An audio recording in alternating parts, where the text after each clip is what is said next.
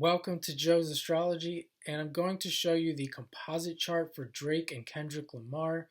So the composite chart is when we take their individual astrology charts and put them together, and it's going to describe them as if they were a couple. It's going to describe the relationship between those two. And if you don't understand astrology, you can still follow this video. I'm going to show you on the screen what the composite chart looks like, but I'm going to read the chart and explain what the symbols mean from my perspective as an astrologer. From so this will be my interpretation. I'm also going to have linked down in the description the individual charts for Kendrick Lamar and Drake, so if you're interested, check them out as well. And I hope you enjoyed this video, so here we go. Here's the chart. This is the composite chart. Again, this is them coming together as a couple. And if you don't know astrology and this looks like another language to you, you can follow along, listen to my words. I'll try to explain it as best I can. They would have a Virgo rising, a moon in Taurus, and a sun in Leo.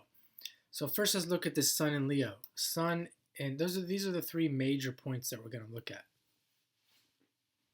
The sun in Leo, and it's with Venus. Venus is the planet of money. Sun is the planet of what we really show to the world.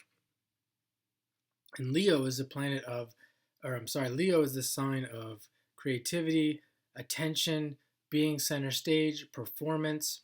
And those two planets are also in the 12th house, which is also known as being a Pisces house or Neptune, which is associated with music, performances, among other things, obviously. But those two all of that combined together with the Leo, the 12th house, the money, Venus, the sun, all in Leo, really shows that these guys coming together, they're going to be on stage. They're going to be doing some type of performance. And you could say with that, even with that Venus there, they're going to attract a lot of attention, which means they're going to attract a lot of money. So when these two come together, it is money. And I'm going to get in more into that when we look at the moon here. The moon being in Taurus, the sign of money, in the 8th house, the opposite sign, Scorpio, of other people's money, the 8th house.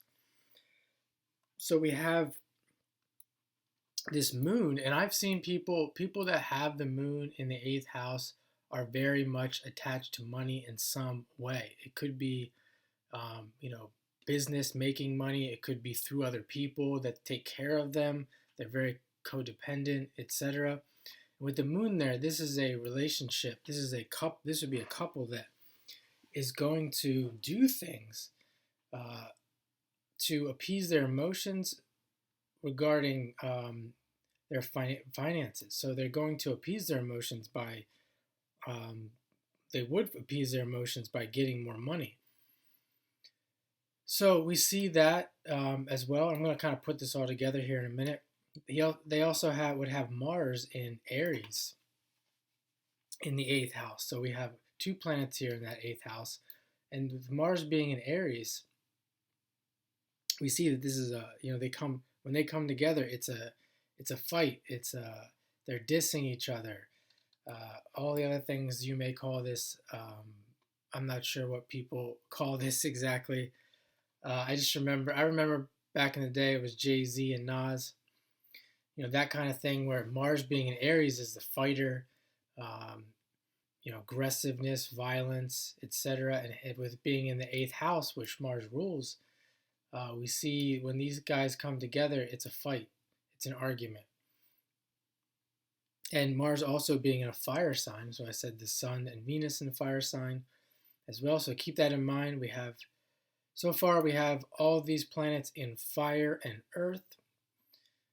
Fire being that high activity, maybe conflicts. Earth being the material, signs of materialism, using your mind, and maybe gaining some status. And here we have the rising Virgo. And Mercury, the ruler of Virgo, is right there on the rising. So with Virgo there involved, and it's also in the Taurus decan of money. But with Virgo there involved, we see this is very much these guys come together. They're planning this out. It's something that's been planned. These guys don't do anything with their mind impulsively. Uh, a Mercury and Virgo and a Virgo rising, those two combinations together. This is this would be a couple that um, really would know how to plan things out and think before they act. Now, I said the Mars was in Aries, which really isn't so much of a think before you act type planet. But with this combination of Virgo and Mercury there in the rising, especially Mercury and Virgo, this is not a alignment that doesn't overthink. It's going to overthink. It's going to really think things through before it does anything. And Mercury is the planet of is the planet of the mind and thinking. We can even come down here to the third house being ruled by Mars. And what is this when these two people come together, what are they thinking about? Well, they're thinking about Scorpio. Scorpio's in the mind, Pluto. They're thinking about other people's money. And where's the ruler of that Scorpio? Well, it's in the second house, Pluto. And the co-ruler Mars is in the eighth house. So the ruler of this conscious, this thinking house is there. The rulers are in the second and the eighth. And this is the Taurus Scorpio angle, the houses and signs of money, resources, etc. I mean, we're just going to stick. To me, it just looks more like money and intention here. And then we have, as I said, there's these three planets in fire, and then there's a grand trine between Saturn and Uranus. So there's a grand trine here between Uranus, Saturn, Sun, Venus, and Mars, all in fire, all in houses that have to do with money and thinking. And even the Uranus here being involved with, it's also at a prominent place there down near the fourth house angle.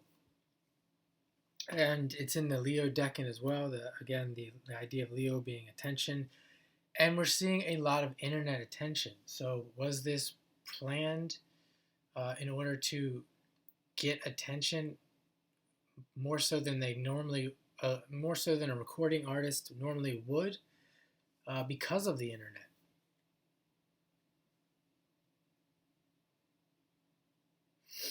Now we see the nodes being in the first and the seventh. And the first is where they're coming from. And that's ruled by Venus, which comes back to that Venus in Leo.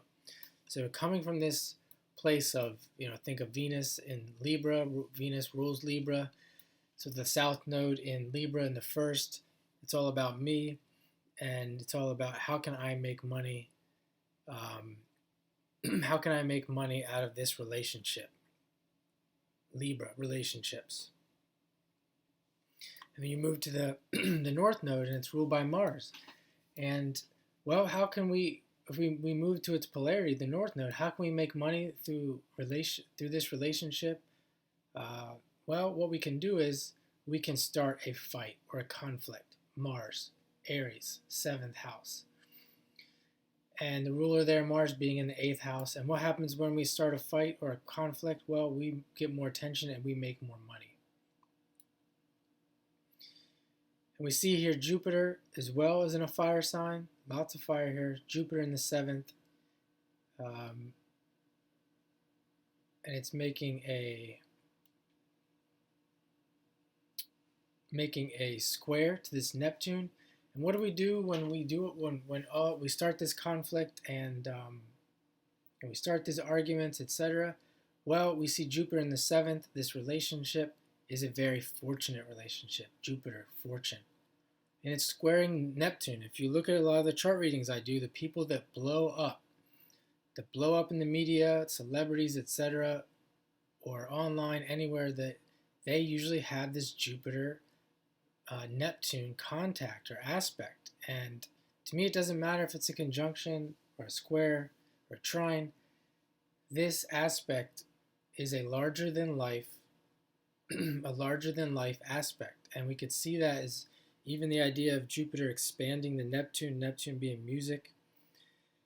And we see if Neptune's in the fourth, and if Neptune's the planet of music, it's in the fourth house. Well, why are we using music? Well, we're using music because Neptune's in the fourth, and when Neptune's in the fourth and music's in the fourth, we're using music to appeal to people's emotions, because people don't necessarily, well, let's just say the combination of a conflict and music is really dynamite when it comes to getting attention. We think of people love to pay attention to conflict, but you add music into that and make it emotional, it becomes very, very prominent in gaining attention.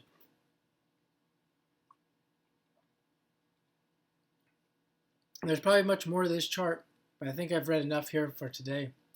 I'm going to let you go with that. Feel free to leave your comments down below and your thoughts about this.